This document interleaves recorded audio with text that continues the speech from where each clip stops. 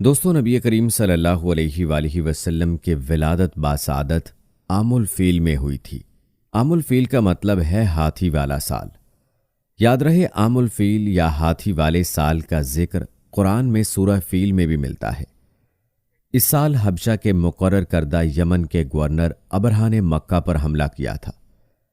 اس نے اصل میں سنا، جو یمن کا شہر ہے، اس میں ایک کلیسا یعنی چرچ الکلیس کے نام سے تعمیر کیا تھا، اور چونکہ وہ مسیحی تھا اس لیے وہ چاہتا تھا کہ عرب مکہ جانے کی بجائے اس کلیسا کو مرکز بنائیں۔ جب یہ ممکن نہ ہوا تو اس نے کعبہ کو تباہ کرنے کی ٹھانی۔ پیارے دوستو، آج کی اس ویڈیو میں ہم آپ کو ابرہہ کے اس حملے کا مکمل واقعہ تفصیل کے ساتھ سنانے والے ہیں۔ یاد رہے کہ یہ واقعہ فیل بھی کہلاتا ہے۔ اس واقعے کو واقعہ فیل کا نام کیوں دیا جاتا ہے یہ بھی آپ کو بتائیں گے، اور اس کے ساتھ آپ کو یہ بھی بتائیں گے کہ ابرہہ کون تھا اور آپ صلی اللہ علیہ وآلہ وسلم کی ولادت اس واقعے کے کتنے دن بعد ہوئی۔ پیارے دوستو، یہ واقعہ کچھ اس طرح ہے کہ ابرہہ یمن کا عیسائی حاکم تھا۔ حج کے دنوں میں اس نے دیکھا کہ لوگ بیت اللہ کا حج کرنے جاتے ہیں۔ اس نے اپنے لوگوں سے پوچھا، یہ لوگ کہاں جاتے ہیں؟ اسے جواب ملا، بیت اللہ کا حج کرنے کے لیے مکہ جاتے ہیں۔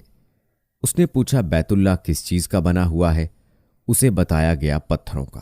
اس نے پوچھا، اس کا لباس کیا ہے؟ بتایا گیا، ہمارے ہاں سے جو دھاری دار کپڑا جاتا ہے اس سے اس کی پوشاک تیار ہوتی ہے۔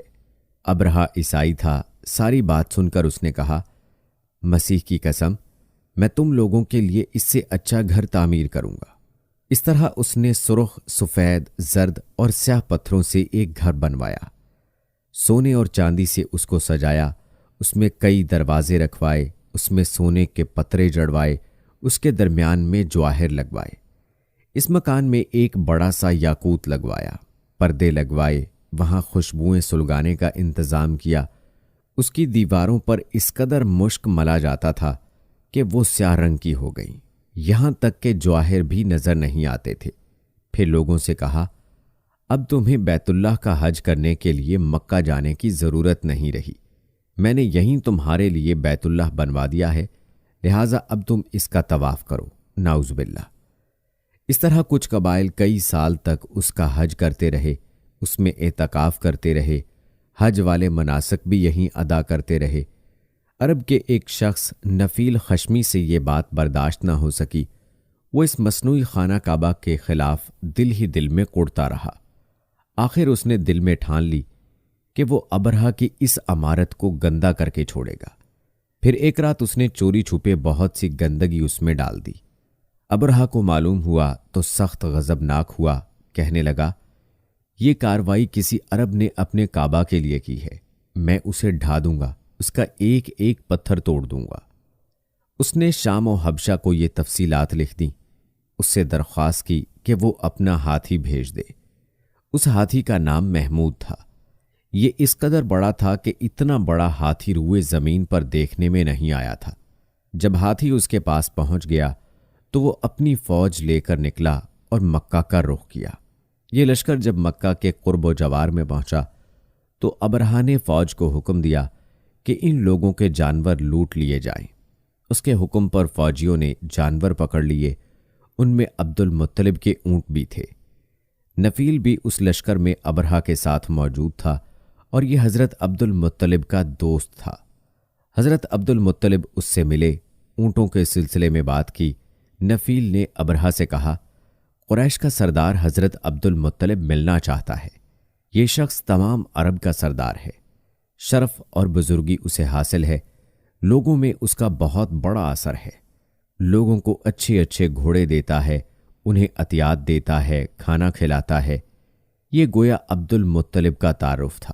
ابرہہ نے انہیں ملاقات کے لیے بلا لیا۔ ابرہہ نے ان سے پوچھا، بتائیے آپ کیا چاہتے ہیں؟ انہوں نے جواب دیا، میں چاہتا ہوں میرے اونٹ مجھے واپس مل جائیں۔ ان کی بات سن کر ابرہہ بہت حیران ہوا۔ اس نے کہا، مجھے تو بتایا گیا تھا کہ آپ عرب کے سردار ہیں، بہت عزت اور بزرگی کے مالک ہیں، لیکن لگتا ہے مجھ سے غلط بیانی کی گئی ہے، کیونکہ میرا خیال تھا آپ مجھ سے بیت اللہ کے بارے میں بات کریں گے، جس کو میں گرانے آیا ہوں۔ اور جس کے ساتھ آپ سب کی عزت وابستہ ہے، لیکن آپ نے تو سرے سے اس کی بات ہی نہیں کی اور اپنے اونٹوں کا رونا لے کر بیٹھ گئے۔ یہ کیا بات ہوئی؟ اس کی بات سن کر حضرت عبد المطلب بولے، آپ میرے اونٹ مجھے واپس دے دیں، بیت اللہ کے ساتھ جو چاہیں کریں، اس لیے کہ اس گھر کا ایک پروردگار ہے، وہ خود ہی اس کی حفاظت کرے گا، مجھے اس کے لیے فکر مند ہونے کی ضرورت نہیں۔ ان کی بات سن کر ابرہا نے حکم دیا، ان کے اونٹ واپس دے دیے جائیں۔ جب انہیں ان کے اونٹ واپس مل گئے تو انہوں نے ان کے سموں پر چمڑے چڑھا دیے، ان پر نشان لگا دیے، انہیں قربانی کے لیے وقف کر کے حرم میں چھوڑ دیا تاکہ پھر کوئی انہیں پکڑ لے تو حرم کا پروردگار اس پر غضبناک ہو۔ پھر حضرت عبد المطلب ہرا پہاڑ پر چڑھ گئے، ان کے ساتھ ان کے کچھ دوست تھے۔ انہوں نے اللہ سے درخواست کی، اے اللہ، انسان اپنے سامان کی حفاظت کرتا ہے، تو اپنے سامان کی حفاظت کر۔ ادھر سے ابرہا اپنا لشکر لے کر آگے بڑھا، وہ خود ہاتھی پر سوار لشکر کے درمیان موجود تھا۔ ایسے میں اس کے ہاتھی نے آگے بڑھنے سے انکار کر دیا، وہ زمین پر بیٹھ گیا۔ ہاتھی بانوں نے اسے اٹھانے کی کوشش کی لیکن وہ نہ اٹھا۔ انہوں نے اس کے سر پر ضربیں لگائیں، آنکس چبھوئے مگر وہ کھڑا نہ ہوا۔ کچھ سوچ کر انہوں نے اس کا رخ یمن کی طرف کیا تو وہ فوراً اس طرف چلنے لگا۔ اس کا رخ پھر مکہ کی طرف کیا گیا تو پھر رک گیا۔ ہاتھی بانوں نے یہ تجربہ بار بار کیا۔ آخر ابرہا نے حکم دیا، ہاتھی کو شراب پلائی جائے تاکہ نشے میں اسے کچھ ہوش نہ رہ جائے اور ہم اسے مکہ کی طرف آگے بڑھا سکیں۔ چنانچہ اسے شراب پلائی گئی لیکن اس پر اس کا بھی اثر نہ ہوا۔ دوستو کہتے ہیں کہ ابرہا کے ہاتھی کو اٹھانے کی کوشش جاری ہی تھی کہ اچانک سمندر کی طرف سے ان کی طرف اللہ تعالیٰ نے ابابیلوں کو بھیج دیا۔ وہ ٹڈیوں کے جھنڈ کی طرح آئیں۔ دوسری طرف عبد المطلب مکہ میں داخل ہوئے، حرم میں پہنچے اور کعبہ کے دروازے کی زنجیر پکڑ کر ابرہا اور اس کے لشکر کے خلاف فتح کی دعا مانگی۔ ان کی دعا کے الفاظ یہ تھے، اے اللہ، یہ بندہ اپنے قافلے اور اپنی جماعت کی حفاظت کر رہا ہے، تو اپنے گھر یعنی بیت اللہ کی حفاظت فرما۔ ابرہا کا لشکر فتح نہ حاصل کر سکے، ان کی طاقت تیری طاقت کے آگے کچھ بھی نہیں، آج صلیب کامیاب نہ ہو۔ دوستو یاد رہے کہ صلیب کا لفظ اس لیے بولا کہ ابرہا عیسائی تھا اور صلیب کو عیسائی اپنے نشان کے طور پر ساتھ لے کر چلتے ہیں۔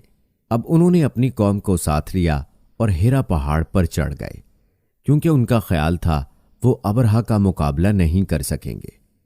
اور پھر اللہ تعالیٰ نے پرندوں کے جھنڈ بھیج دیے۔ یہ پرندے چڑیا سے قدرے بڑے تھے، ان میں سے ہر پرندے کی چونچ میں پتھر کے 3 ٹکڑے تھے۔ یہ پتھر پرندوں نے ابرہا کے لشکر پر گرانے شروع کیے۔ جوں ہی یہ پتھر ان پر گرے، ان کے ٹکڑے ٹکڑے ہو گئے، بالکل اسی طرح جیسے آج کسی جگہ کے اوپر سے بم گرایا جائے تو جسموں کے ٹکڑے اڑ جاتے ہیں۔ ابرہا کا ہاتھی محمود البتہ ان کنکریوں سے محفوظ رہا، باقی سب ہاتھی تہس نہس ہو گئے۔ دوستوں کہا جاتا ہے کہ یہ ہاتھی سینکڑوں کی تعداد میں تھے، سب کے سب کھائے ہوئے بھس کی مانند ہو گئے، جیسا کہ سورہ فیل میں آتا ہے۔ پیارے دوستوں کہا جاتا ہے کہ ابرہا اور اس کے کچھ ساتھی تباہی کا یہ منظر دیکھ کر بری طرح بھاگے، لیکن پرندوں نے ان کو بھی نہ چھوڑا۔ ابرہا کے بارے میں طبقات میں لکھا ہے کہ اس کے جسم کا ایک ایک عضو الگ ہو کر گرتا چلا گیا، یعنی وہ بھاگ رہا تھا اور اس کے جسم کا ایک ایک حصہ الگ ہو کر گر رہا تھا۔ دوسری طرف حضرت عبد المطلب اس انتظار میں تھے کہ کب حملہ ہوتا ہے، لیکن حملہ آور جب مکہ میں داخل نہ ہوئے تو وہ حالات معلوم کرنے کے لیے نیچے اترے۔ مکہ سے باہر نکلے تب انہوں نے دیکھا سارا لشکر تباہ ہو چکا ہے۔ خوب مال غنیمت ان کے ہاتھ لگا، بے شمار سامان ہاتھ آیا، مال میں سونا چاندی بھی بے تحاشا تھا۔ لشکر میں سے کچھ لوگ ایسے بھی تھے جو واپس نہیں بھاگے تھے، یہ مکہ میں رہ گئے تھے۔ ان میں ابرہا کے ہاتھی کا مہاوت بھی تھا جو محمود کو آگے لانے میں ناکام رہا تھا۔ پیارے دوستو، یوں بیت اللہ یعنی خانہ کعبہ کے مالک نے اپنے گھر کی حفاظت فرمائی اور اللہ تعالیٰ نے دنیا والوں کو اپنی قدرت کا مظہر دکھایا کہ وہ ایسی قدرت والی ذات ہے کہ ہاتھی جیسی دیوہیکل مخلوق کو ابابیل جیسے چھوٹی اور حقیر مخلوق کے ذریعے نیست و نابود کر سکتی ہے۔ دوستو یہ دراصل انسانیت کے غور و تفکر کے لیے اللہ تعالیٰ کی قدرت کی نشانیوں میں سے ایک نشانی ہے، لیکن افسوس کہ آج کا مسلمان اور انسان اللہ کی ان نشانیوں کے بارے میں سوچتا ہی نہیں۔ البتہ دوستو آپ نے واقعہ فیل اور ابرہہ کے انجام کی مکمل تفصیل جانی۔ چلیے اب آپ کو یہ بتاتے ہیں کہ ابرہہ کون تھا اور کس قدر بے شرم اور مکار شخص تھا۔ تاریخ کے مطابق نجاشی شاہ حبشہ نے ابرہہ کو سوڈان کا حاکم اور اریات کو یمن کا حاکم مقرر کیا تھا۔ کچھ عرصے بعد ابرہہ نے یمن پر حملہ کر دیا۔ اریات کو بھی اس حملے کی خبر پہلے سے ہی مل گئی، اس لیے وہ بھی اپنی فوج لے کر مقابلے کے لیے نکلا۔ دونوں افواج سوڈان اور یمن کی سرحد پر ایک دوسرے کے مد مقابل ہوئیں۔ ابرہہ کا قد بھی چھوٹا تھا اور وہ انتہائی بدصورت بھی تھا۔ اس کے مقابلے میں اریات لمبے قد کا خوبصورت اور مضبوط شخص تھا۔ دوستو کہتے ہیں کہ اریات کو اس وقت حیرت کا شدید جھٹکا لگا جب ابرہہ نے اسے مقابلے کی دعوت دی۔ دراصل یہ ابرہہ کی ایک چال تھی جسے اس کا مد مقابل سمجھ نہیں سکا اور مقابلے میں کود پڑا۔ اریات نے اپنی تلوار پوری قوت سے ابرہہ پر ماری، مگر وہ بڑی صورت سے اپنے محافظ کے پیچھے ہو گیا۔ اس وار سے وہ محافظ پوری طرح زخمی ہو گیا۔ پھر اریات کے سنبھلنے سے پہلے ہی ابرہہ کے ایک دوسرے محافظ نے اچانک حملہ کر کے اریات کو موت کے گھاٹ اتار دیا۔ اسی وجہ سے ابرہہ کا نام ابرہہ اشرم یعنی بے شرم پڑ گیا تھا۔ کہتے ہیں اریات کی موت کے بعد اس کی فوج نے ابرہہ کو اپنا سردار تسلیم کر لیا اور اس طرح سے ابرہہ کا یمن پر بھی تسلط قائم ہو گیا۔ اس کی خبر جب شاہ حبشہ کو ملی تو اس کو سخت غصہ آیا اور اس نے جواب طلبی کے لیے ابرہہ کو خط لکھا۔ ابرہہ نے مکاری سے کام لیتے ہوئے اپنی حکومت اور جان بچانے کے لیے جوابی خط میں لکھا، میں آپ کا خادم ہوں۔ مجھے جاسوس نے اطلاع دی تھی کہ اریات سوڈان پر حملہ کرنے کی تیاری کر رہا ہے، اس لیے میں اس کی پیش قدمی روکنے کے لیے نکلا تھا، اور پھر حملہ کرنے میں سبقت بھی اسی نے ہی کی تھی، اور یوں وہ مقابلے میں میرے ہاتھوں مارا گیا۔ میں آپ کا پرانا خادم ہوں اور ہمیشہ آپ کا خادم ہی رہوں گا۔ سوڈان اور یمن کی سرزمین ابھی تک آپ کے زیر تسلط ہی ہے۔ شاہ حبشہ ابرہہ کے اس جواب سے بہت خوش ہوا، اور اس طرح اسے نہ صرف بادشاہ کی طرف سے معافی مل گئی تھی بلکہ یمن کی سرداری بھی اسے سونپ دی گئی۔ اور دوستو یمن کا حاکم بننے کے بعد ہی یہ واقعہ پیش آیا جو آپ نے سماعت فرمایا، اور یہی واقعہ فیل کہلایا۔ اور آپ کو یہ بھی بتاتے چلیں کہ یہ واقعہ نبی اکرم صلی اللہ علیہ وآلہ وسلم کی ولادت باسعادت سے 50 یا 55 روز پہلے محرم کے مہینے میں پیش آیا تھا۔